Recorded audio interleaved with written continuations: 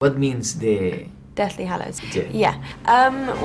Deathly Hallows is basically kind of three objects that sort of are the most powerful magical things in the magical world. So for Harry, they're sort of part of this journey to defeat Voldemort. So they're kind of, you know, as the Horcruxes, they begin to collect them, and the Deathly Hallows, it basically is the moment that finally we get to see in the second part when Harry and Voldemort finally face each other. Talk to us, please, about the love in this release. Yeah, there's lots of kind of battling scenes, and there's dramatic scenes and scenes when they're sort of everyone's all on their own and battling away. There's still moments of lightness, and there's still moments of love and romance. For Ginny and Harry, the relation, you know, the part one starts back to where they were as a, you know, together. But unfortunately, you know, as Harry has to go on and complete this journey, they unfortunately have to sort of be apart from one another, but kind of coming back right towards the battle at the end, you know, they find each other again, and in the end they all end happily ever after. This is the ultimate battle, but what is the teaching about friendship in this franchise? Yeah, there's always I think at the, you know, at the core of all these films, there's always been friendship that has stood as a very strong part of it, and we very much see that in the first part of these films. You know, it's a real test on Harry, Ron and Hermione's character. You know, they're with each other, and they begin to sort of doubt each other and kind of worry, and there's many kind of, I think you very much learn, you know, who you should trust and who you shouldn't trust, and who's good and who's bad. Why children should not be afraid about Lord Voldemort? Should be.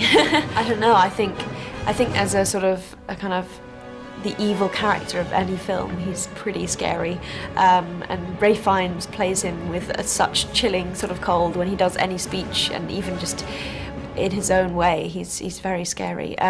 So no, I think I'm still scared of him, and I'm not very young. So, and I guess he epitomizes just everything evil within the magical world. He's just kind of every element of bad put together. These films were also shot in Watford.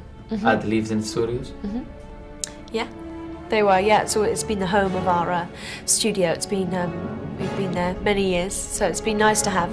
I guess it's always so nice to all be together, you know, and to be in an environment where all the sets are together and we can all walk around and feel very much at home. You feel at home there? Yeah, definitely. I've spent a long time there, so all the sets that we're there on have become, you know, like our kind of homes ourselves, living rooms. But yeah. Don't you feel like the people who work with magicians and know their tricks? Yeah, I don't know, I guess in film that's the same thing. You've got to be open to the fact that you sometimes see the realities behind some tricks and some sort of illusions, but you know, that's all part of it. But I guess for me, you know, even all the sets have always had an aura of magic about them, because they've all been so amazing. Everybody in Latin America is waiting for these two movies. What do you feel? Yeah, no, it's incredibly exciting, and I think for the fans it's obviously the last two movies, and you know, when the credits roll up to part two, that's it, we're not making any more. So it's obviously a very sort of exciting time for fans and for the audience, because it's, you know,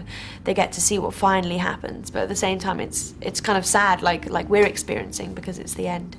So no, I hope that everyone really enjoys these last two parts.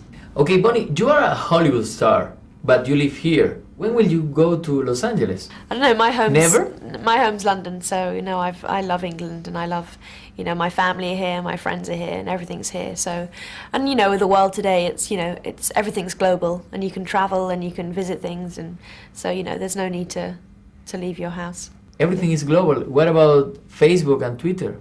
Yeah, exactly. There, you know, everyone finds everything through them. You know, I guess, you know, you don't have to change homes and change travelling, but and it's the same with the fan base, isn't it? It's in that sense that, you know, anyone across the world can be a fan of Harry Potter and talk to another fan of Harry Potter halfway across the world, and so it's quite amazing.